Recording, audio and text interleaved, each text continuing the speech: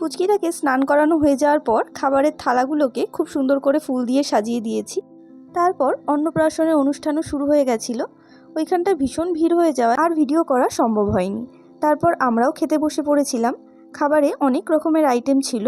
এখানে ননভেজ আর ভেজেদের জন্য আলাদা করে জায়গা করা হয়েছে। আমরা যেহেতু ভেজ খাই, ভেজ খাবারগুলো খুবই ভালো ছিল। খাওয়া দাওয়ার শেষে আমরা একটু বেরিয়ে পড়েছিলাম ঘুরতে। এটা হলো মায়াপুরের জগন্নাথ মন্দির। আমরা যে সময় গেছিলাম তখন ঠাকুর মন্দির বন্ধ ছিল, তাই আর ঠাকুরের দর্শন পাইনি।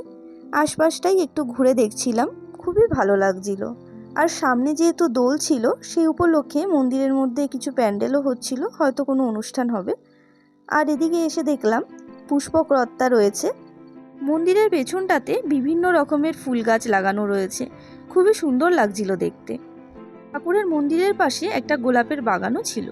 তারপর এখান থেকে বেরিয়ে আমরা চলে যাচ্ছি বল্লাল সেনের ঢিবির দিকে। এই হলো সেই বল্লাল সেনের ঢিবি। এটা বহু পুরনো জায়গা। সব কিছু অবশ্য ভেঙে গেছে, এখন আর ধ্বংসাবশেষটুকুই বেঁচে আছে। এখানে মাটি খুঁড়ে বিভিন্ন রকমের জিনিসও পাওয়া গেছে। এই জায়গাটার নাম এর আগে শুনেছি, কিন্তু কখনো আসা হয়নি, এই প্রথমবারই এলাম। খুব ইচ্ছে ছিল মায়াপুরের মন্দিরে গিয়ে রাধা গোবিন্দের দর্শন করে আসার, কিন্তু আজ সেটা আর সম্ভব হবে না। তাই এবার বাড়ির পথে রওনা দিলাম।